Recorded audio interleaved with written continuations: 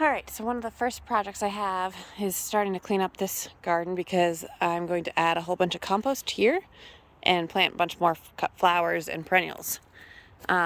So I need to trim back these root growth, but I thought this was really pretty. Let's see if I can focus it. Isn't that amazing? All these little dew droplets. It's really been foggy up here this morning. And these are getting big again. I got some more over here. So the goal is to actually connect the gardens this year. Put some compost right over that mulch. That mulch is doing pretty good. I can show you over here.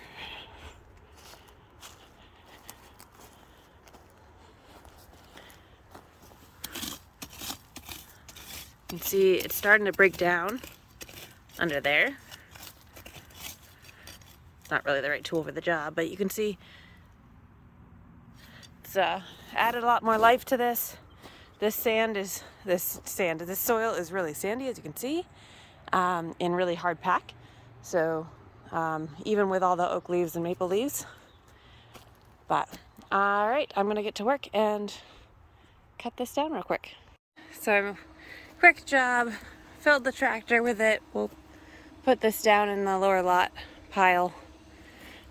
This little tool here, steel, I think it's like a lot of them are called Sheffield knives. This is a great one. I highly recommend it. I think that was 10 minutes for me to cut all that, and it cuts pretty quick. So if you don't have one of these, I'm not sponsored, not affiliated or whatever, but I do love these saws. Okay, so the next thing I need to do is come and clean up some of these old sprigs. Some of these I'll drop the seeds right below the plants, like the Queen Anne's lace that I don't mind being in here.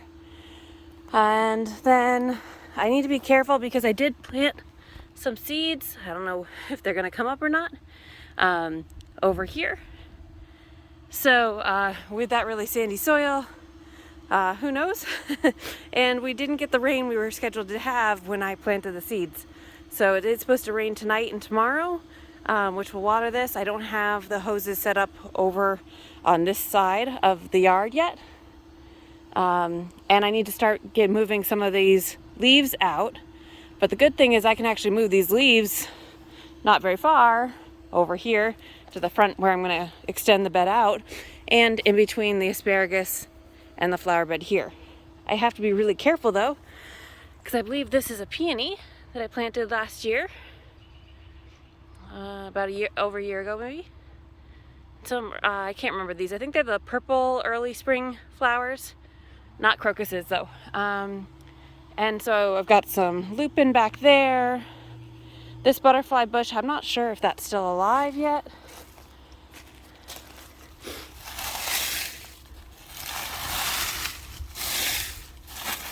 You can see. Yep. Here we go. So that's still alive, so I'll uncover that. Got some irises back here. And then this, you can see where the wind pushes all these leaves up again. So leaves are really great. And they do attract a lot of great organisms, especially oak leaves with worms. Worms absolutely love wet oak leaves. So I don't want to completely remove them, but I will try to decrease the amounts so that I can get in there and plant some more flowers. And like I said, I'm going to try to add more compost up over here. You can see I've got a couple rocks and old stumps. And then here's the asparagus right here. I don't know if this is going to be alive or not. That sand is like sand. That soil, I'm thinking, it looks like sand. The soil is really, really dry. But my rhubarb did come back, so I'm excited about that. I started that from seed last winter. And I wasn't sure how to do because I moved it really late November when we had our heat pump installed. Where the compressor was going was where my rhubarb was planted. So excited to see that. But yeah, I'm going to add some more compost here, move these leaves right over here, and then extend this bed so it's not so much mulch. And then the goal would be actually to mulch this whole garden So I don't have to weed. But the garlic is looking so good. Anyways, I'm gonna get distracted, so I'm gonna get going and clip some stuff and move some leaves. This is what happens when Jay sees me working. He always tries to come and help. Much faster this way.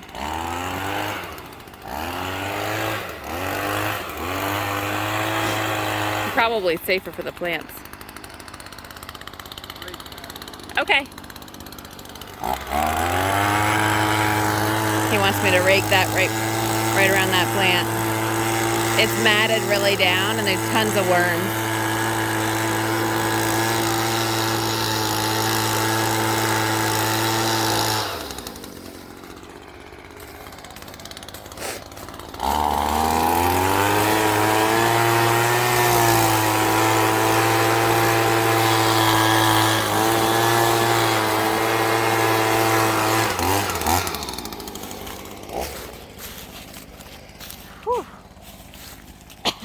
That's not going to help my allergies. There's so many plants that are coming up.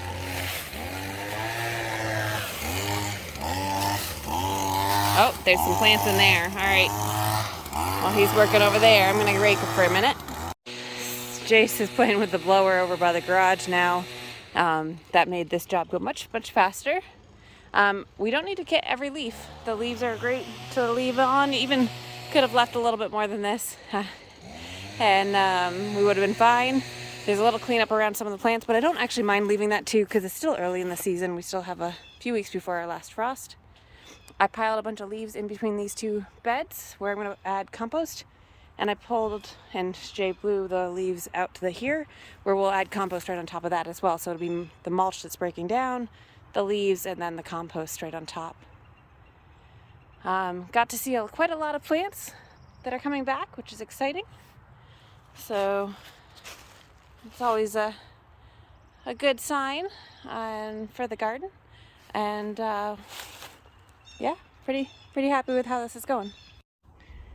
It's April 20th today, and by the time you guys see this video, it'll be probably a week or two later because I'm really behind on some videos. But I did want to show you the updates in the right order, hopefully. So over here, this is the perennial beds that I started about 1.5 years ago. I think this will be our second summer with it. I planted a ton of bulbs that first year. I did not plant any this past fall.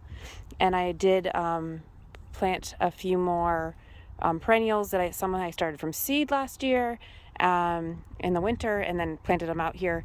And then some I moved here as well. So go through a few of them. We got down to 32 degrees on our weather station for a good few hours this morning.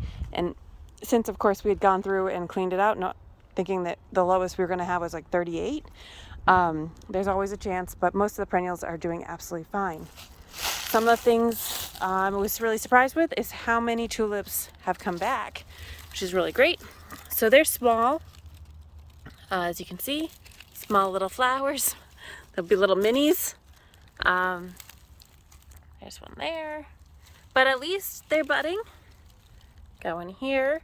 I believe these are a mix of the parrots, the yellow, and some of the reds, pinks there. I also have the irises.